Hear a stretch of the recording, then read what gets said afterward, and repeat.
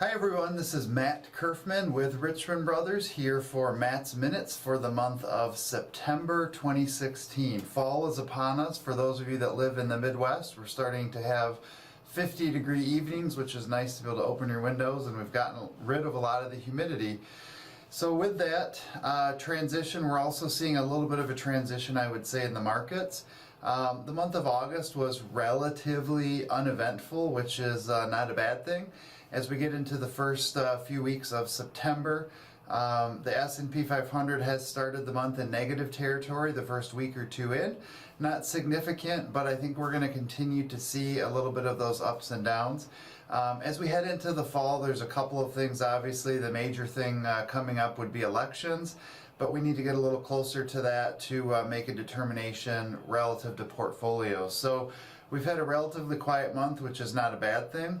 I would expect as we kind of get further into the fall and possibly into December, it's certainly more likely that we could start to see interest rate increases from the Federal Reserve meetings. We would think that they would wait until after elections, just so that they're not deemed to be interfering politically. So it's somewhat likely that in the December meeting we could see a short increase.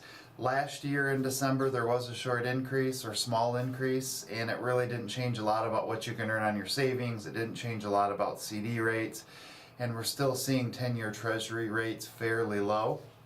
And so I don't expect it to have a huge effect on safe dollars or on portfolios. When you have an increase in interest rates, it's generally a sign of a slow and stronger growing economy.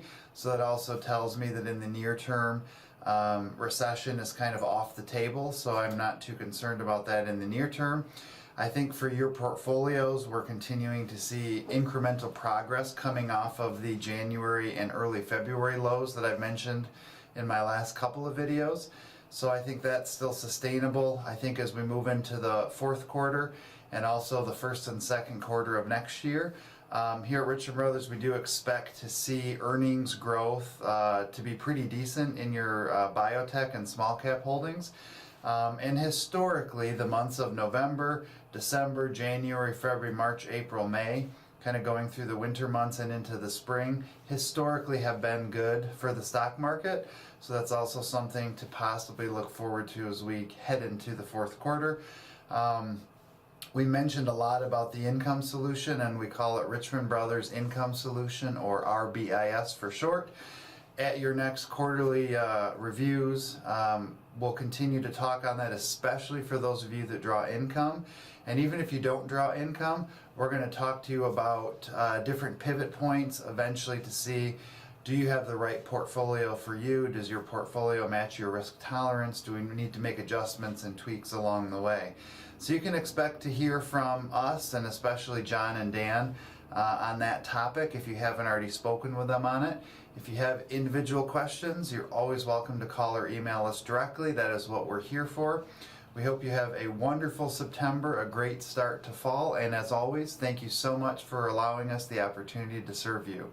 Make it a great day.